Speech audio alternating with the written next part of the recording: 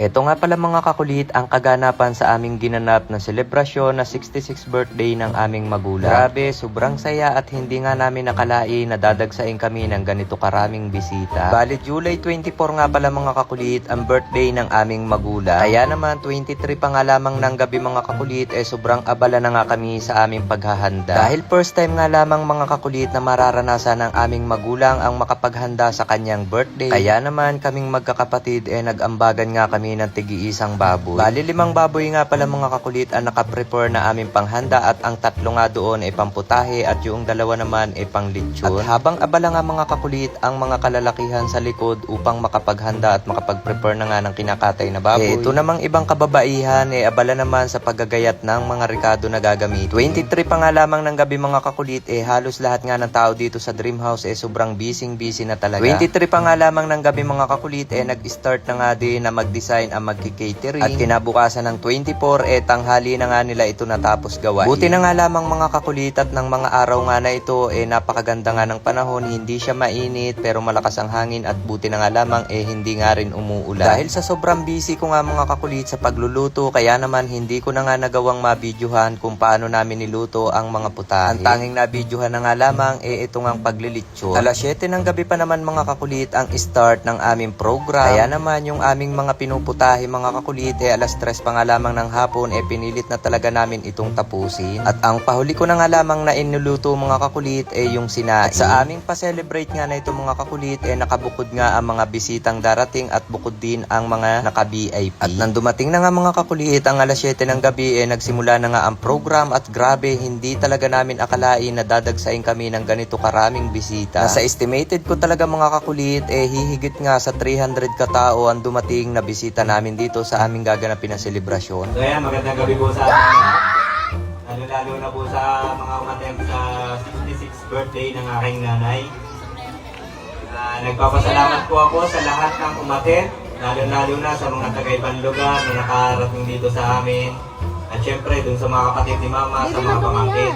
Sobrang nagpapasalamat at saka sa mga kaibigan niya, mga kaibigan namin mga magkakapatid. Sa loob ng napakahabang taon, naranasan mo yung ganitong celebration. At ang wish ko naman ay sana ibigyan ko ka ng napakahabang buhay para sa mga apo mo.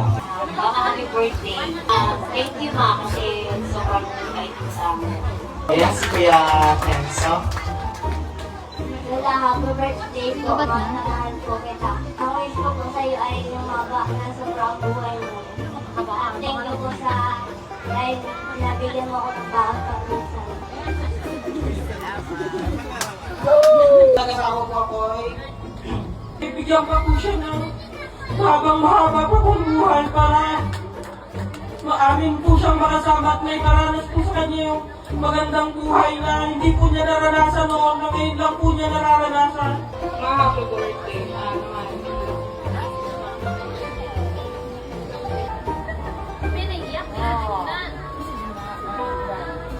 Kaya wish ko sa iyo nga sana gumaling ka lang, makalakad ka ulit.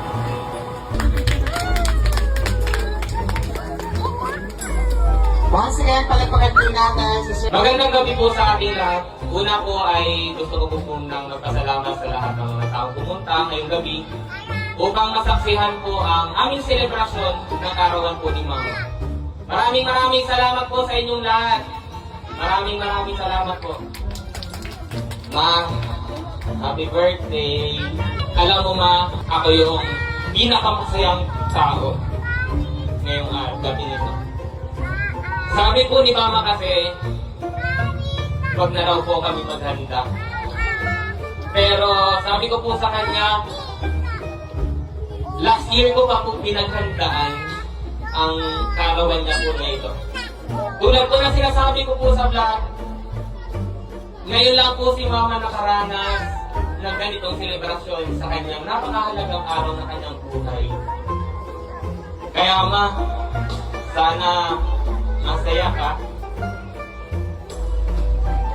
Simula nang nangyari sa yung ganyan, kahit parang talaga ako nakangiti,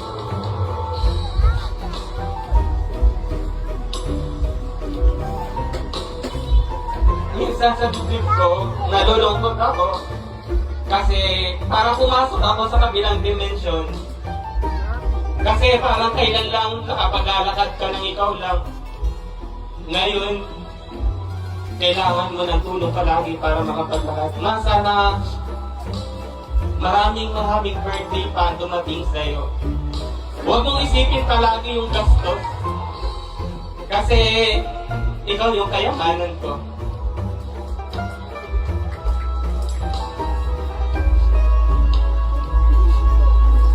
Naging mahirap ang lahat. Pero sa tuwing na ako'y nadadapa, sa tuwing na ako'y nahihirapan, ikaw palagi yung nasa puso't isip ko. Sabi mo, huwag na tayo maganda kasi sayang yung pera.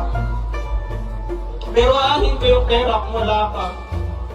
Aanin ko yung pera kung hindi ko naman nagamit iyon para maging masaya ka.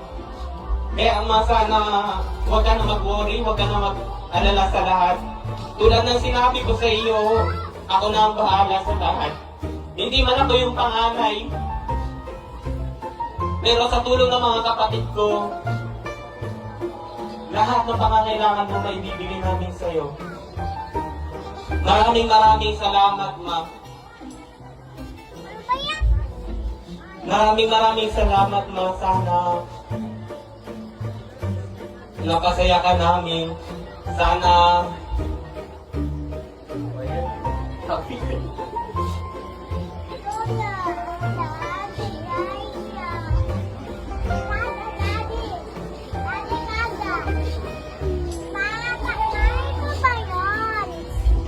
sobrang saya ko, Ma. Kahit na yun, sobrang pagod, maraming nagiging problema. Pero sa tuwing na nakikita ko yung mukha mo, parang nawawala yung pagod. Parang nagkaroon ako ng maraming dahilan para magpatuloy. Kaya nga, sabi mo, mag-focus ako sa aking sarili ko muna. Pero Ma, tulad ng sinasabi ko sa'yo, nawawala yung pagod ko kapag masaya ka. Sana pumayag ka na magpa-opera tayo kasi nahihirapan ako kapag nakikita kita mo inaakay. Kasi tulad ng sinabi ko,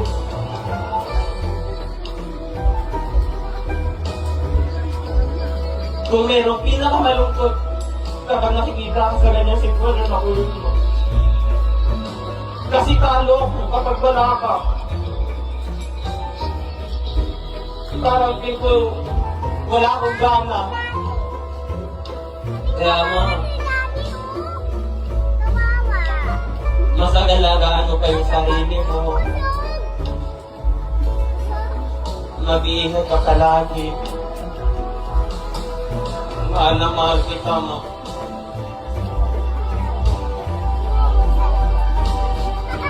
Sobrang mahal na mahal kita, Ma. Alam ko, sa pamamagitan nito, kahit pa paano masusuklian lahat ng pagod mo.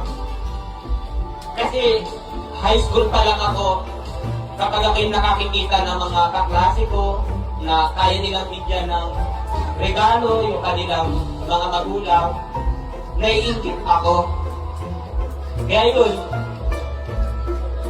nagsumikap ako kahit na maraming pagkabibigo. Maraming beses akong nabigo, Ma. Pero hindi yun naging dahilan para ako'y sumuko. Lalo na nung ikaw yung nagtratrabaho ka lang na kasambahay, Ma. Naroon kapag ginugunita ko ang mga alaala na yun, naroon yung mga dahilan para mas magsumikap pa ako. Maraming salamat, Ma, kasi kahit sa kabila ng mahirap lang tayo noon, naging mayaman naman ako sa pagmamahal mo.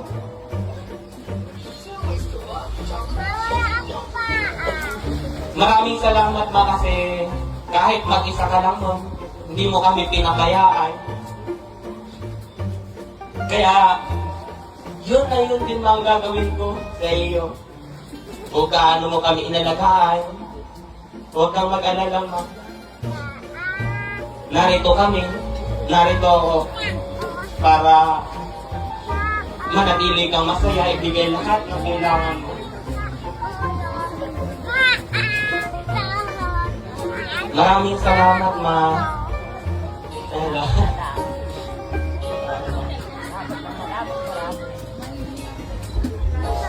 Happy birthday, ma.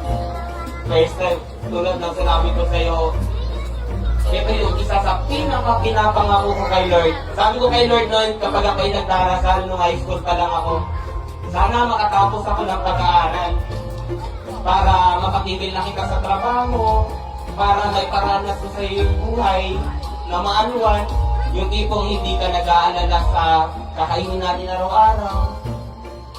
At yun, sa awa ng buong may kapal, ibinigay niya ma. At alam ko ma, ginamit lang ako ni Lord para yung biyaya na hindi niya naibigay sa iyo noon, ngayon niya ibinibigay sa iyo. Kaya huwag mong isipin na kinakalimutan ko yung sarili ko. Kasi minamahal ko rin mo yung sarili ko para naibigay ko lahat ng pangangailangan mo. Maraming salamat po.